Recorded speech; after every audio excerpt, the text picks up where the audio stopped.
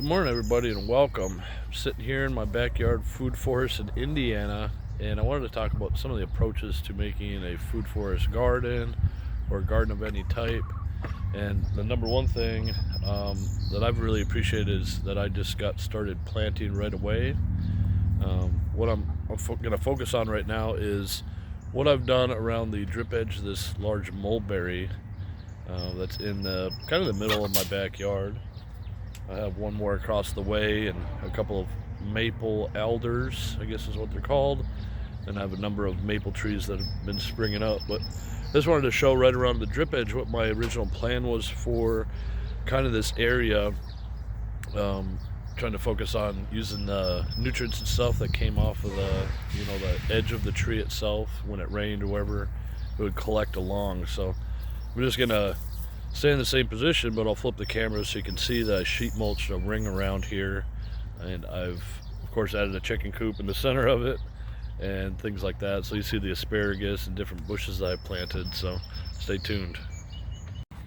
So we've got the chicken coop, and it's right under this mulberry. I'm trying not to move from the chair so you can kind of not get confused on where I'm at in this kind of half-acre spread. As you can see to the right, I have neighbors. I try not to record them, but right along here, all the way along, all the way from here, and you'll just have to follow my finger, because right along here, and this is like the ring around the mulberry, and I've continued it around. This originally was going to be a pathway about 3 years ago, and it's already a lot of grasses have come up, but then there's a goji berry right there. So I don't know if you can tell, but I kind of come through and kind of trim the grasses around to make sure that gets as much sun as possible, because that's what it prefers.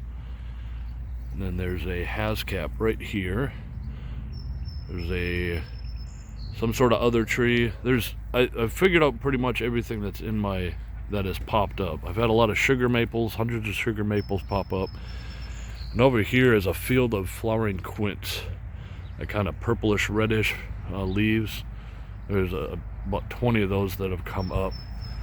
However, I'm not sure exactly if what this is. I'm not exactly sure what this is. I have a number of these coming up.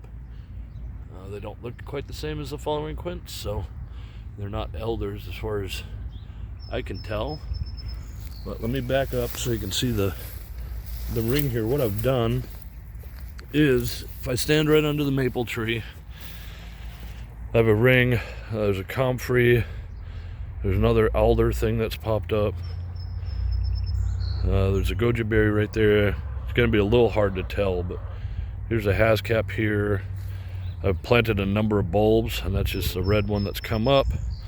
Some random wild flowers, another goji berry, hascap, and then throughout here I have planted asparagus, all from about right here all the way past that comfrey, all the way over to there to a maple that's come up right there. So you can see some of my asparagus. The one that's fallen down right here got shocked by the cold snap that we had, but we have its replacement coming up, and that is all on the drip edge of this mulberry, which is recovering from the cold snap that we had, and that rains down all sorts of food and all that. That's why I put the chicken coop under it. So that was my first attempt at trying to figure out, with all this space, what do I do with it? I don't want to mow my entire backyard anymore. So I thought, well, I'll start sheet mulching. I sheet mulched a path here, which became a planting area, and I sheet mulched a path there, which became a planting area, and the same here. Like this pathway I opened up 2 years ago, and we're trying to keep it wide because we don't know. There's walnuts popping up and all sorts of stuff.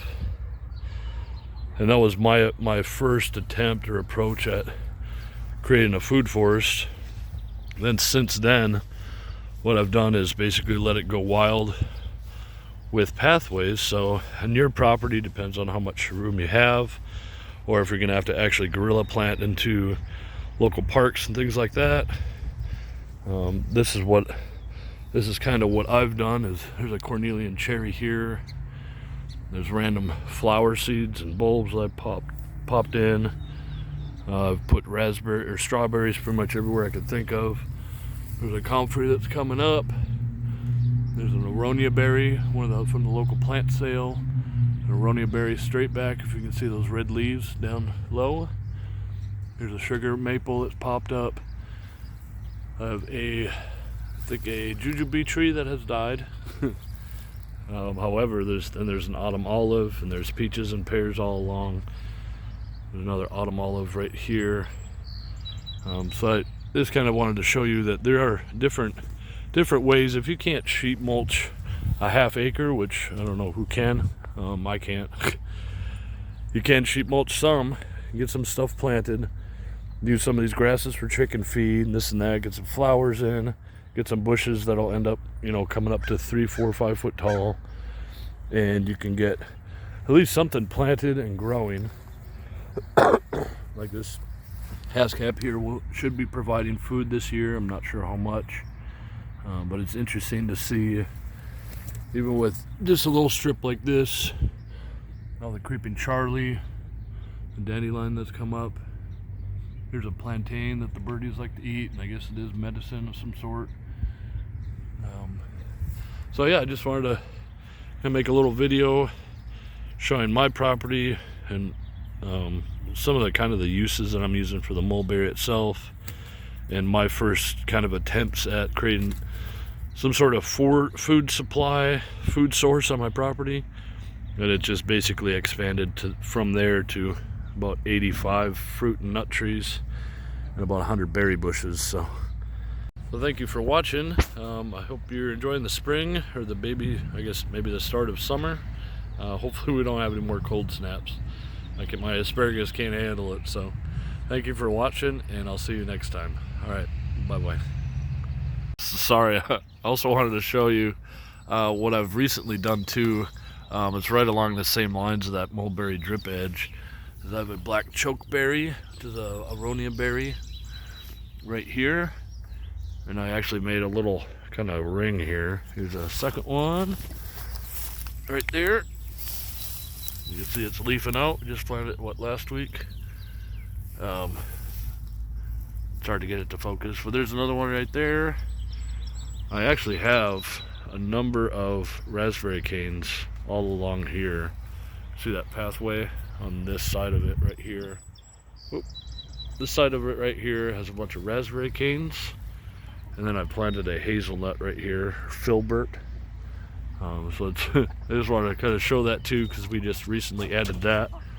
And also, if you can see right here, that's 2 examples of some hyacinth that we had planted. Those of course are out of season now, but I planted so many different bulbs that'll come up throughout the year that this whole planting area will change in colors, and these bushes will get bigger and all that. So that's it. All right. Bye bye.